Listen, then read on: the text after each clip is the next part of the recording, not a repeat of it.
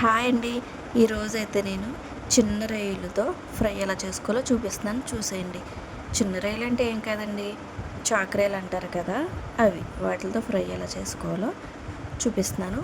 మీరు కూడా చూసేయండి. మరి ప్లేట్లో కనిపిస్తున్న ధనియాలు, జీలకర్ర, లవంగాలు, గసగసాలు, దాల్చిన చెక్క, మిరియాలు, ఇలాచి ఇవన్నీ పౌడర్ చేసుకుని పక్కన పెట్టుకోండి. అలాగే అల్లం వెల్లుల్లి పేస్ట్ కూడా పేస్ట్ చేసుకుని పక్కన పెట్టుకోండి.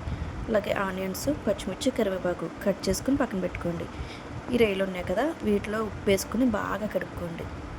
తర్వాత గ్యాస్ ఆన్ చేసి ఒక గిన్నె పెట్టి అందులో రొయ్యలు వేసుకుని ఒకసారి కదపండి. చూసారా, అందులో వాటర్ వచ్చేస్తుంది. ఆ వాటర్ మనకి వేస్ట్ వాటర్ అండి, అవి వంచేసుకోండి, ఎందుకంటే నీచు వాసన వస్తుంది.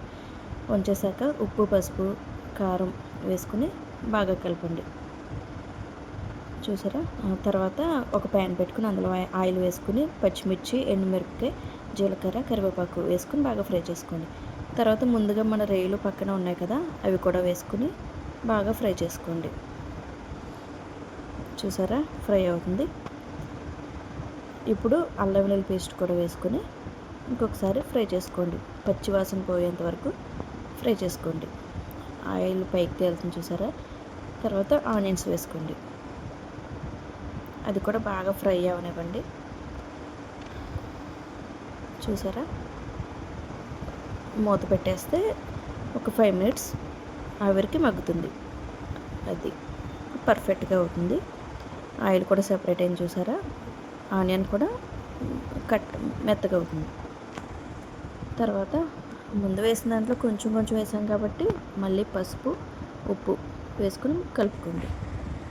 తర్వాత మసాలా పొడి చేసుకున్నాం కదా, ఆ స్పైసెస్ అన్నీ, ఆ పౌడర్ కూడా వేసుకుని ఇంకొకసారి కలుపుకోండి. చూసారు, ఇప్పుడే కలర్ మంచి టెంప్టింగ్గా ఉంది. ఇంకో 5 మినిట్స్ మూత పెట్టుకుని ఉంచుకోండి. చూసారా, దేనికి ఆయిల్ సెపరేట్ అయింది, మంచిగా మిక్స్ అయినాయి అన్నీ కూడా. తర్వాత కారం వేసుకోండి. కారం కొంచెం ఎక్కువే పడుతుందండి, ఎందుకంటే నాన్ వెజ్ కర్రీస్కి కారం ఒకటి, ఆయిల్ ఒకటి, మసాలా ఒకటి, ఈ మూడే మెయిన్ ఇంపార్టెంట్. చూసుకోండి. ఇక్కడ కనిపిస్తున్న ఫ్రూట్ ఏంటో తెలుసా మీకు? అది లోపలైతే ఇలా ఉంది, అదేం ఫ్రూటో తెలిస్తే కొంచెం కామెంట్ చేయండి. చూసారా, ఆయిల్ సెపరేట్ అయింది, కర్రీ కూడా మంచి కలర్ వచ్చింది. ఫైనల్గా కొత్తిమీర వేసుకోండి. మూత పెట్టుకుంటే కొత్తిమీర ఫ్లేవర్ అంతా పట్టి రెడీ అవుతుందండి. చూసారా, మంచి కలర్ఫుల్గా ఉంది. ఇప్పుడు సర్వింగ్ బౌల్లో తీసుకుని కొంచెం కొత్తిమీర వేసుకుంటే సరిపోతుంది.